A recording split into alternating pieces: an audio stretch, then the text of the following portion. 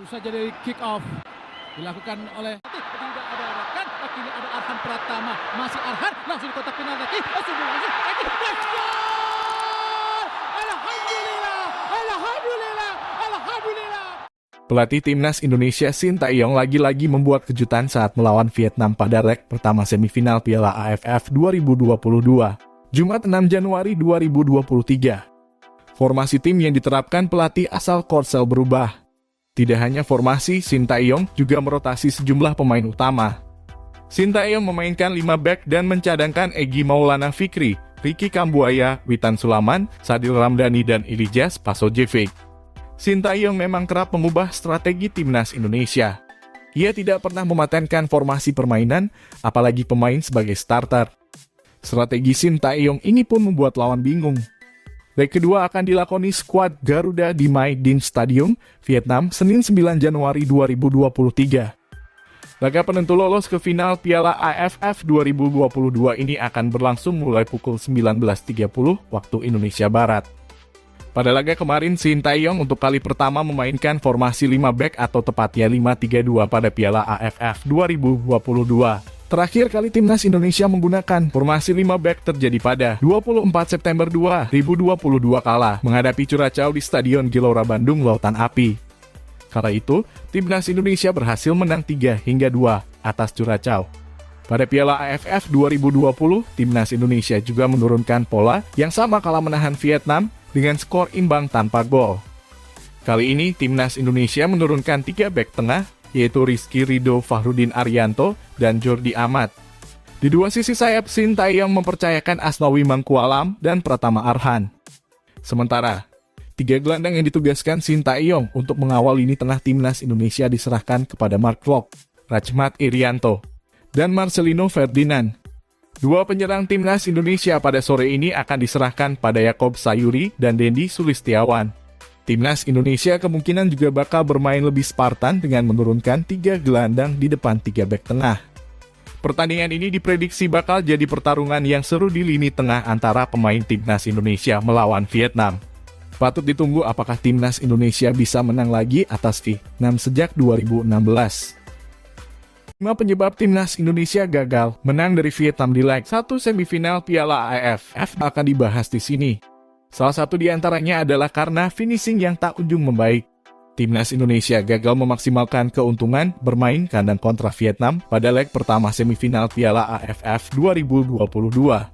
Setidaknya ada 5 penyebab timnas Indonesia gagal menang dari Vietnam di leg pertama semifinal Piala AFF 2022. Apa saja itu? Silakan simak pembahasan kami berikut ini. Berikut 5 penyebab timnas Indonesia gagal menang dari Vietnam di leg 1 semifinal Piala AFF 2022.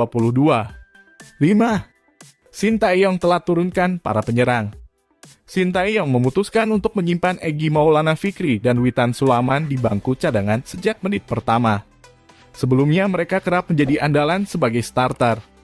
Selagi Egy Maulana Fikri tidak pernah diturunkan, pada akhirnya Witan Sulaiman dimasukkan bersamaan dengan para penyerang seperti Ilijah Spasojevic dan Sadil Ramdhani.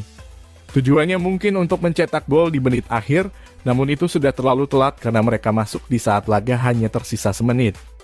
4. Suporter menghilang dalam jumlah besar. Ada drama yang terjadi sebelum pertandingan.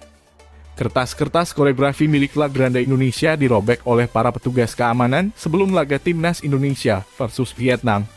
Alhasil supporter timnas Indonesia dalam jumlah besar ini pun menolak untuk hadir dalam laga.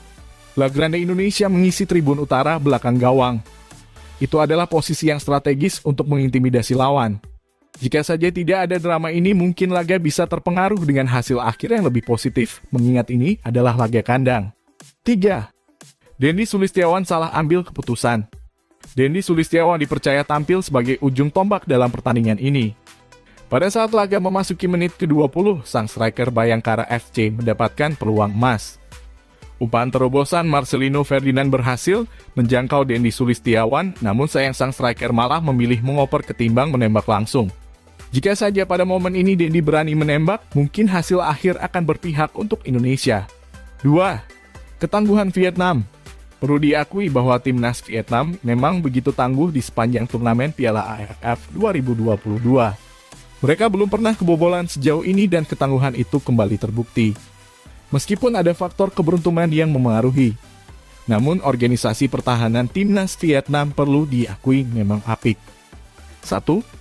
Finishing masih jadi masalah sejak fase grup Piala AFF 2022. Para pemain timnas Indonesia dikritisi karena kurangnya ketajaman dalam mengeksekusi peluang. Pelatih Sintayong pun sudah mewanti-wanti anak asuhnya agar tidak mengulang kesalahan yang sama sebelum laga kontra Vietnam. Namun sayang masalah finishing nyatanya masih menjadi pembahasan di sini. Timnas Indonesia melakukan 6 kali percobaan menembak, hanya 2 di antaranya yang mengarah ke gawang. Dalam beberapa kesempatan, pengambilan keputusan yang buruk juga menyebabkan peluang menjadi sirna. Hal ini juga perlu dibereskan demi hasil positif di laga leg kedua nanti.